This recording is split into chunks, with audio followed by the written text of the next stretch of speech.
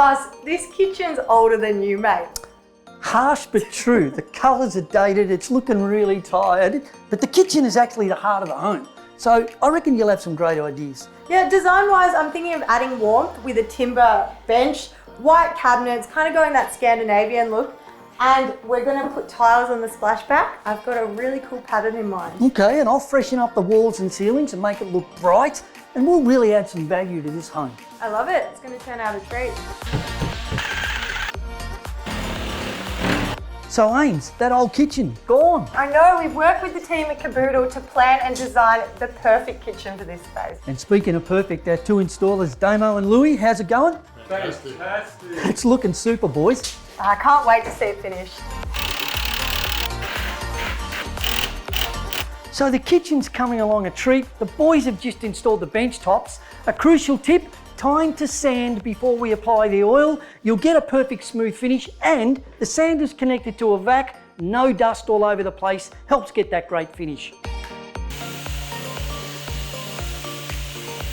So we've had our beautiful Caboodle timber bench tops installed, we've sanded them, dusted them off, we're ready to put our oil on, and for that, Caboodle have a great product, the clear hard wax oil. It's a natural oil, gives you that beautiful subtle finish and protects the bench top. And to put it on, I've got my trusty Smart Lock foam roller for that smooth finish and a couple of little brushes just to help me get into the edges where I can't get with the roller. We've got our tray, we're ready to go.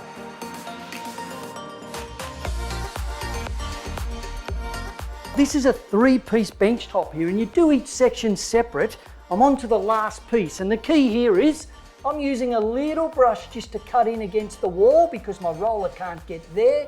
And I'm also going to use the brush to treat this edge here and not hit the edge that I've just done.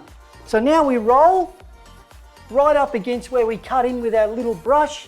When I'm finished the whole piece here, I'm going to lay it all off anyway in one direction with the grain for that perfect finish.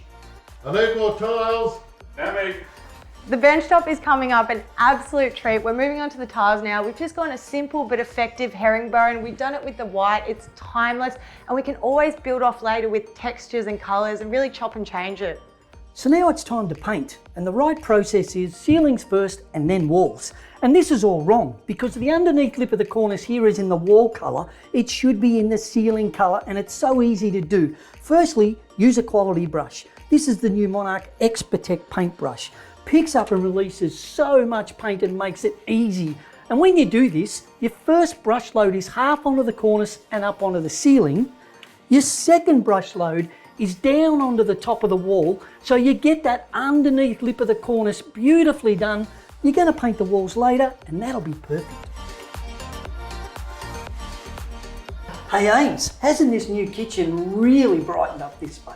It looks amazing, Fuss. I'm obsessed with these cabinets. They're premium quality melamine. They look a treat. They're in the colour wild garlic, so it's kind of crossed between a white and a grey.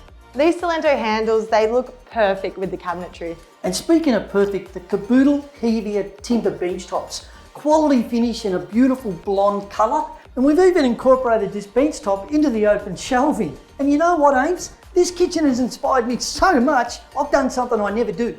I've baked a cake. Fuss, that's not a cake. This is a cake.